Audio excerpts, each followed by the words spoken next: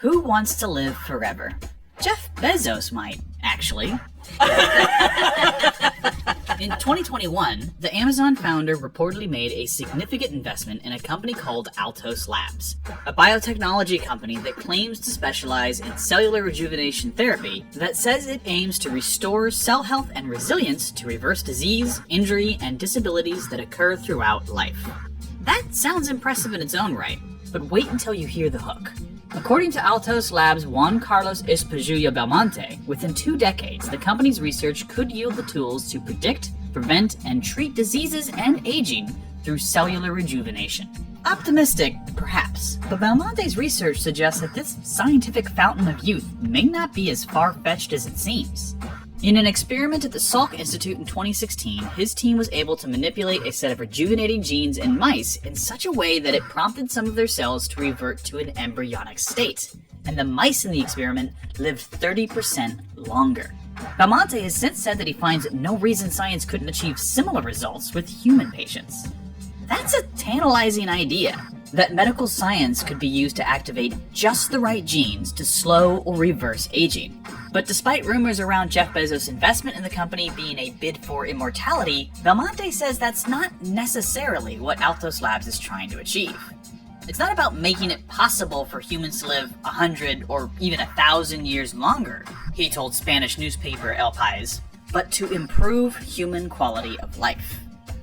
Specifically, he said, if we are able to prolong life without improving the quality of these years, not only would it be morally questionable, but also I would question what purpose it would serve.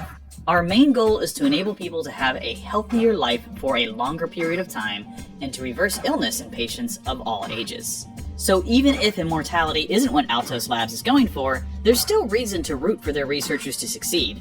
If everything goes to plan, the company's cellular rejuvenation therapy could make the time we already have on this earth just a little bit better. So maybe Jeff Bezos' latest funding project won't pan out as a way to cheat death. But if you're looking, there are options. This is the Alcor Life Extension Foundation, a company that cryogenically freezes, stores, and hopes to one day revive the clinically dead.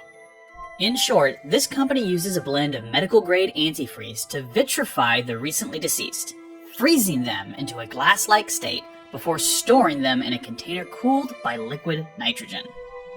Currently, Alcor stores about 190 bodies that have gone through this process, and although every single one of them is clinically dead, the company is confident that it'll get to see these patients alive and kicking again someday. Our best estimates are that within 50 to 100 years, we will have the medical technologies needed to restore our patients to health and function.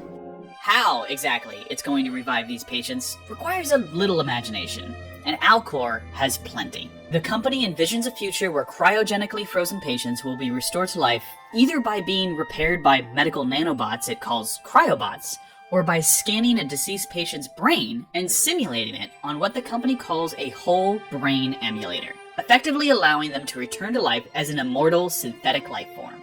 Sound like a long shot? Maybe it is. But you probably have a better chance of coming back to life after being preserved in a cryogenics pod than you would if you were cremated.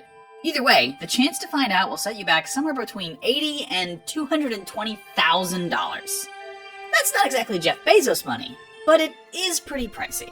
What would you pay for a chance, even a slim one, at immortality?